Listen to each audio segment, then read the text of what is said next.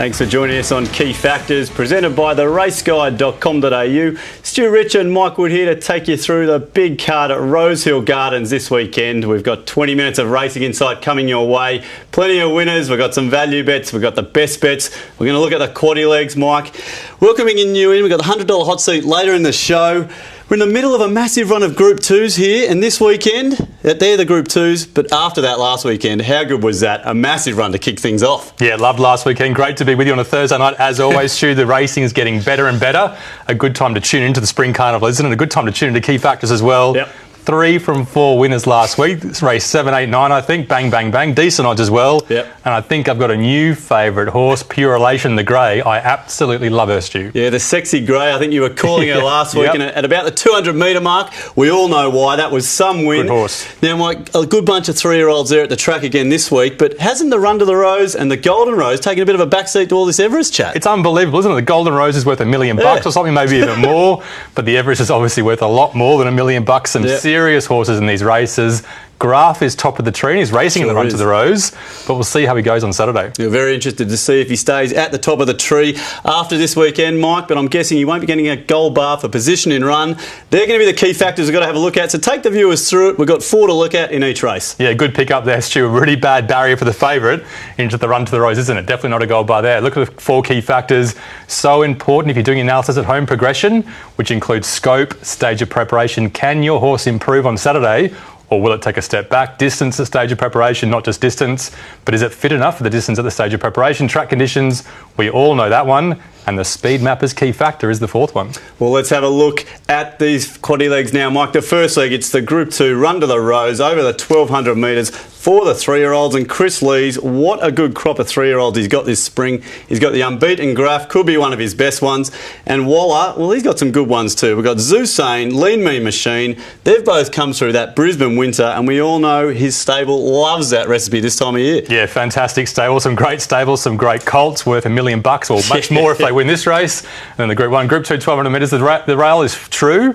The tempo should be fair in this race, and it's a soft 5. The bias, we think fair to off rails. It was off rails definitely a couple of weeks ago, wasn't it? Yep. So watch out for that bias, especially late in the day. Well, let's have a look at the market for the first leg of the quaddie, and there is that good unbeaten horse Graf, $2.60, nice and short to kick things off. Zusane fresh for Waller, good bit of support too, into $4.20. Performer, have a look at that first up run, $7.50. Sandbar, ever consistent. Longleaf up from Melbourne. But Graf, Mike, this is head of the Golden Rose markets. This is a pretty good horse. Yeah, this is the lead into the Golden Rose. We've got to look at the lead into this race, obviously, to see how the form lines stack up.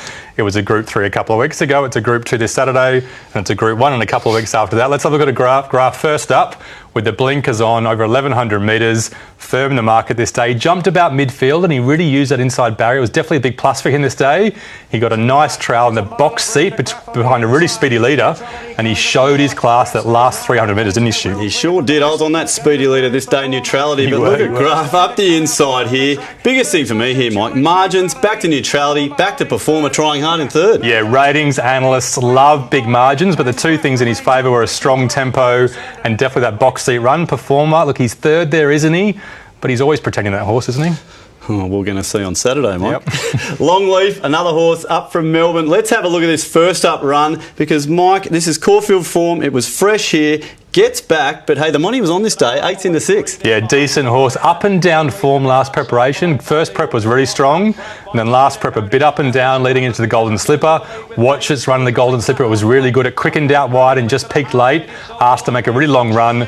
Big, strong colt. Can definitely quicken and definitely has class. Has class, Mike. Native Soldier. Yep. Run to 3rd that race. Yep, next big up. form line stamp. That was a big win last week. Well, let's have a look now at all the key factors, Mike. This is the way we've got to get this race started. We're going to take the form and then get into the key factors. Take us through the first leg. Yeah, my favourite part of the show. Let's get into it. Graf, obviously a big gold bar for form running, but Sandbar, don't forget he had a big weight first up. He gets a gold bar for form for us too. Okay, so as we get this race started, progression, Mike, all 3-year-olds obviously. They all have scope. Graf has massive scope because he's never been beaten before. Zusane and Lean Mean Machine do have scope. but they're first up, which is maybe a slight stage of prep negative. Okay, plenty of gold on the page here as we hit the distance at stage of prep. Yeah, Graf should like 12, should like 1,400 metres. I'm going to love him in the Golden Rose in a couple of weeks' time. Performer, he found the line pretty well after being wide last start. Okay, so it's Graf ahead here, Mike. Now, track conditions, this is a tricky one. Fair bit of rain for Thursday night and Friday. Well, we're not too sure. 2 to 8 mils and then 0 to 3 at the moment on Thursday night, so could stay on the soft 5 conditions. Longleaf should love Rosehill. Watch that Golden Slipper run, and we really liked it. And Lee Moon Machine soft 5 is better than a heavy track. It failed on last start. Okay, so Graf still out in front, but Longleaf and Sandbar right there. Position and run, this could be all important. Yeah, if you get a good position and run, Graf's a big negative. Sandbar can go forward from that wider barrier. That's a big tick for him compared to the favourite. All right, Mike. So Sandbar levelling up here at some decent odds as well. That's what we've got to have a look at now. We've got to bring these odds back in. Have a look here, Mike, because Graf's a short price favourite. So if the punters are going to step in, they'd want to be seeing a few more lengths out in front than that. But it is on top equal radar. Yeah, decent horse, but everything in his favour last start. Maybe not on Saturday. He'll get back from that barrier. We think he's not the quickest jumper in the world, and he's got some quality horses around him with Golden Slipper form from last prep. We're obviously going to play the value. That's what we do on key factors when the ratings are similar and the odds are better. So the 2 best bets stand off the page at each way odds there. Sandbar each way all day. He's such a tough horse. He was tough first up into the wind. And Longleaf up from Melbourne. That form line's really good, isn't it? It sure is, and that's tough Sandbar. Around the $10 mark, both of those, 10 and 11, so hopefully a good way to kick off the quaddie. Let's have a look now at the Group 2 Shirako Stakes over the 1,200 metres for the girls. And Mike, 9 out of the 13 runners coming into this fresh. We've got the 2 place getters from last year, Perizada and Daisy Doom. Champagne Cuddles, though, she's an absolute rock star. 10 out of 11 in the money. She is one reliable filly. We love that as a key factor. She's an unbelievable horse, isn't she? She's a funny-looking horse as well. She's almost like a rugby league hooker. She sort of digs in and finds the line. She's not the sexy grey we talked about, pure elation for sure. Let's have a look at the way this race sets up. The second leg of the quaddie. Group 2, 1,200 metres, fair tempo again. Not too many leaders, but Memes will go forward from out wide, and she should roll along soft 5 conditions. And watch out for that fair to off rails bias, which might suit the sweepers. Well, let's have a look now at the second leg of the quaddie at the market. And Champagne Cuddles, always well supported, and $3.80 into $3.20 on Thursday. Daisy Doom, well, Ronnie's managed to keep his 2 Daisy and Dixie separated. She's on the second line here, $7.50. Egyptian Symbols come back well, $9. Formality there, $9.50. Invincibella, Mike, we know a few of these. Raymond, Zestful as well. But Champagne Cuddles, head of the market here for a reason. One of the people's favourite horses this spring, I reckon. Yeah, she's so good. She's so reliable. She's drawn the inside. She's got a great jockey. But when I saw those odds come up, I got to say, Stu, I was really surprised she was that short. Let's have a look at her first up last preparation. I think you found this replay, which is a great replay to look at. First up, same distance, YPO, the speedy leader rolling along in the lead. Champagne Cuddles, inside barrier again, came to the outside. And then she does what she does, doesn't she, Stu? Well, she does, Mike. She's just hitting the front here. She's got fight. She shows that reliability. Look, I like to see that in these horses, but you might have a few other things to say. Well, yeah, I'm just not quite too sure about it. She's a smaller type. Is she a Rosehill type? She's so reliable, but YPO form? Is that Daisy Doom form? I'm just not so sure. All right, well, let's have a look at another replay, Mike. And why not go back to this edition of last year's race? Because, as I said, we've got Perizada and Daisy Doom in the race. Of course, there's Magic Alibi as well. So let's have a look at these, Mike. Importantly, though, Daisy Doom came from off the speed this day, and ever since then has been ridden forward. Yeah, Perizada really strong this day. Daisy Doom, as you said, negatively ridden. Look, there's a bit of a weight swing for Perizada compared to this race last year. I think a couple of kilograms, and they finished alongside each other. But Daisy Doom, since then, I think she's progressed. I think she's ridden more positively now, and a soft 5 on Saturday is ideal. And she is just another horse that loves to try. Yeah, she's a real try, Daisy Doom. The most reliable mare I think I've seen. Well, let's have a look now at the form and the key factors, Mike. Get the analysis started for the Shirako Stakes. It's a mare's race. They got such similar form, despite the fact it's set weights and penalties. Daisy Doom, the class horse, she was wide no cover last start, working up on the lead. She still ran well. As you'd expect, a grouped bunch here for the form to start it off, Mike. Now, progression, we've got to start splitting these up. Yeah, Champagne Cuddles, you've got to say she is a first-up horse. She does race well first up. Raymond, pretty good fresh as well. Formality can race well fresh and does have scope compared to her recent form. OK, so Champagne, Daisy and Raymond there, Mike. Progression? Yeah, looking for distance to stage of prep. Distance stage of prep. No gold bars there at all. Champagne Cuddles and same as the rest. All right, so we've got a three-way go here, Mike, as we hit the track conditions again this weekend. Yeah, Daisy Doom should love the soft 5 conditions. She can push forward on pace and do well. Egyptian Symbol, the edge off is nice for her as well. Okay, so Daisy just in front, Egyptian levelling up. Eckstein a bit of value there, Mike. Position in run, does this clear things up a bit? No. Not too much. Formality, nice draw. Zestful as well. Daisy Doom ended where she started, didn't she, Stu? Yeah, she does. But, Mike, this is a mare's race. We knew this was going to be pretty tough. The market says, though, that Daisy Doom is right there with Champagne Cuddles. Mike, how are we going to play this race? Because I know from the top we've said Daisy's got a lot of improvement, but Champagne, the favourite punters out there, how are they going to feel? Yeah, she's solid. She might run a place. She's going to go close. She might put her nose out.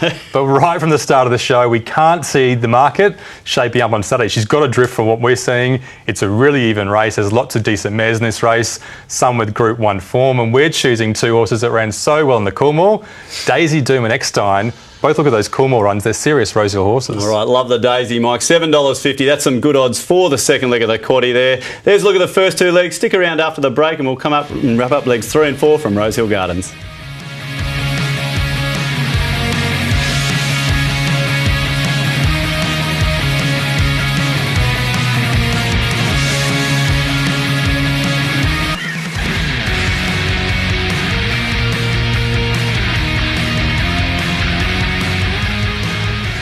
Welcome back to Key Factors, presented by the raceguide.com.au. We're up to the third leg of the quaddie this weekend at Rosehill Gardens, and it is the Zyrtec Spring Sprint over the 1100 metres. And Mike, Soothing, well, wasn't it just that for favourite backers a few weeks ago? She absolutely trounced them in the last. And another horse I note here, Single Bullet, Mike, one of mine, he returned to gelding.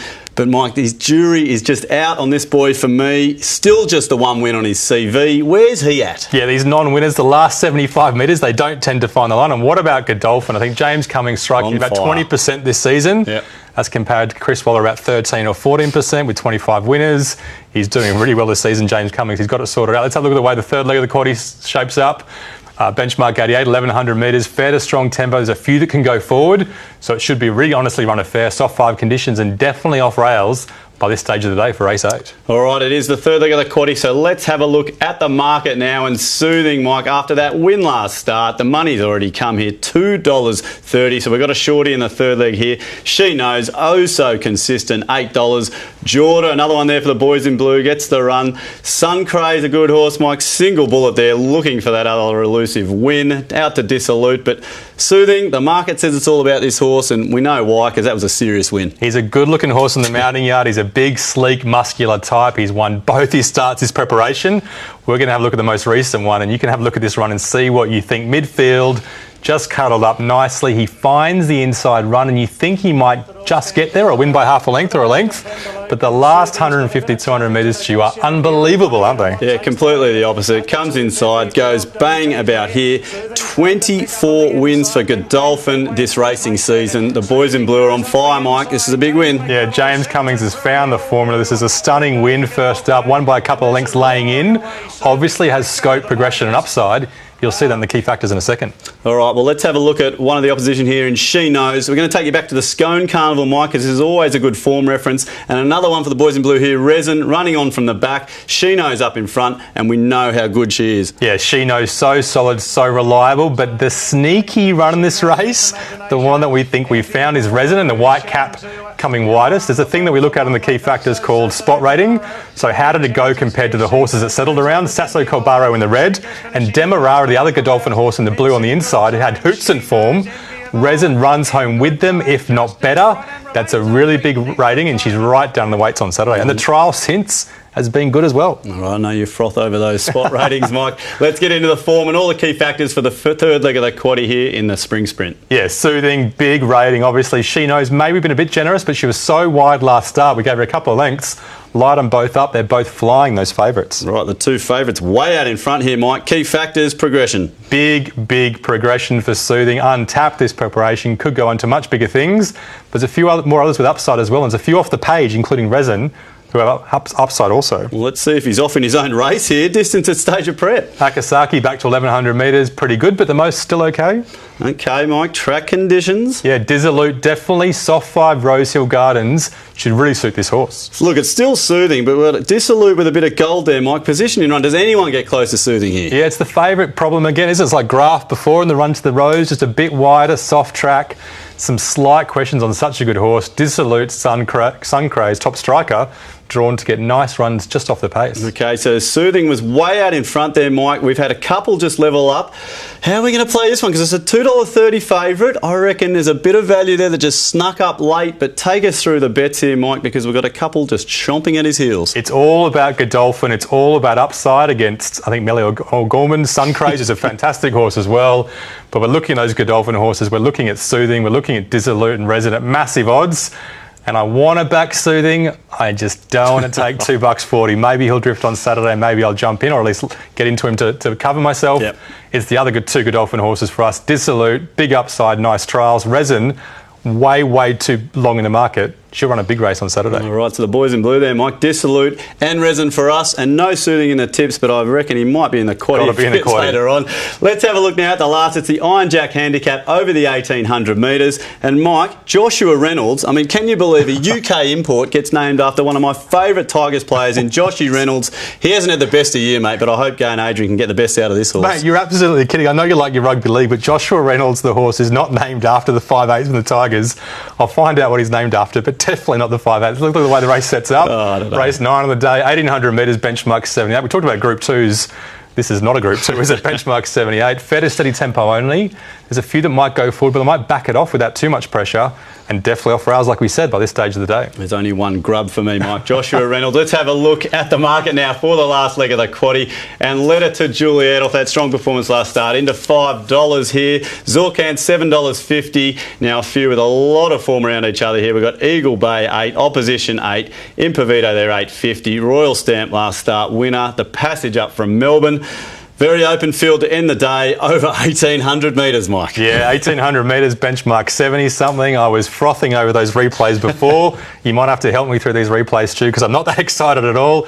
Let's have a look at the first one. Letter to Juliet on pace, doing okay. Impavito doing what he does. Royal Stamp, a much-deserved win for the mare. And Exeter Garage, a big weight this day in the green. Yeah, look, a few to look at, Mike. Look, Letter to Juliet, on pace, tough, don't mind that. Impavito, I mean, you've mentioned this horse. Didn't you tip it last start? Hasn't it won 2 out of 20 or so? Yeah, I did tip it. I think it's won 2, like you said. It's won a maiden and a Class 1, and it is not attacking the line there at all. It has got no interest in winning, so I'm off him. Royal Stamp, pretty solid, like we said. And Letter to Juliet, maybe she wants further now. She's stuck on the last 100 metres there. Back to 1,800 metres could be a risk for her. Okay, so that replay, they were coming back. So let's have a look at the replay now from 1,500. They're all stepping up 300 metres. We speak of Prometheus, High Mist, Opposition and Eagle Bay. Mike, we're not in the placings here with any of these, but we're having a look for that little rise in distance. Yeah, definitely. There's some decent runs in this race. One question on this race is, apart from the winner, Perrette, he just gets held up there. Yeah. What is the quality like? Level 8 came second. He was a little bit out of form before this race, and it was a bunched finish. Looking back in the field, Opposition is the Waller Grey warming up really late.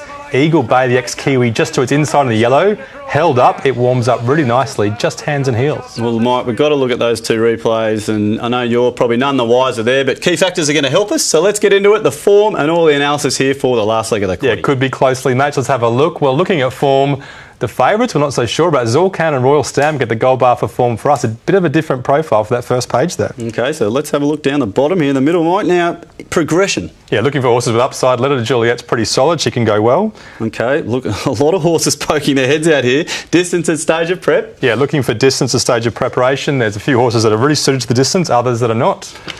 In, out, in, out. This is interesting, Mike. Track conditions. Yeah, Zorcan definitely loves the track conditions. He loves the soft 5 at Rosehill Gardens. Perfect for him. Okay, we might have one just edging ahead here, Mike. Now, position in run. Yeah, position in run. Zorcan, inside barrier, soft 5. Starting to get a couple of ticks, isn't he? As it does on key factors, Mike, sometimes I've just got to wait until we get to that last one. Zorcan's pretty much just shown his hand there in the last. Let's bring all these odds back up, Mike, because it's time for a bet in the last, and I've got a feeling we could be going a bit wider here. Now there is an interesting graph. We've got $7.50 there, Zorcan. Look at the lineup there, a couple of lengths in behind, a range of odds, but it's still pretty good odds for the one in front. Yeah, definitely. Zorcan each way all day for us on Saturday. It really sets up well for this race. He's definitely not a sure thing because he's not a big winner. He doesn't win that often. So each way all day for him. Tamarack had a similar form line to him last preparation, so he could be an each way play as well, but not a lot of confidence in that race. Another $7 at least tip here, Mike. Now I've got a feeling this quaddie is going to be quite wide. The rain could be coming. Let's have a look now at the quaddie. What are we doing this first leg? So we've got Graph, Sandbar, Longleaf, and then it looks pretty wide after that. Look at the last. Yeah, we're definitely going wide. We got 3 from 4 last week. We've got to get one of these quaddies soon. The last couple of weeks hasn't been that good. Race 6, Graph, Sandbar, Longleaf, going for the classy types. Race 7, a deep mares race, and there is no champagne, there is no cuddles for us. Okay, race 8, right. A lot of blue there splashed across the page with Godolphin. You can't leave Sun Craze out. He's $11. He's a great horse. And race 9, you could go Zorcan 1 out if you were really brave, but I'm not. That would be being brave in the last 23.8% for the $100 there, Mike, and whatever that pays, it will be big. It'll be big. Now, the $100 hot seat, Mike, what have we got this week? Where are we spreading our cash? Yeah, it's all about decision-making sometimes, punting, isn't it? We had such a good week on the best bets last week, but the hot seat, $150 down the drain. Plenty here. Let's have a look. We are going wide, casting that wide, and we're going to get a big collect on Saturday. Race 6, Sandbar, Longleaf, we talked about those. They're definitely the value. Race 7, they're the 3 mares we think are the best price. Race 8, it's all about Godolphin. Back them each way if you're betting them at home as well. Dissolute, $12. Resin at 26. I've just got on about an hour ago, Stu, so I love her to bits. And Zorcan, another each way play.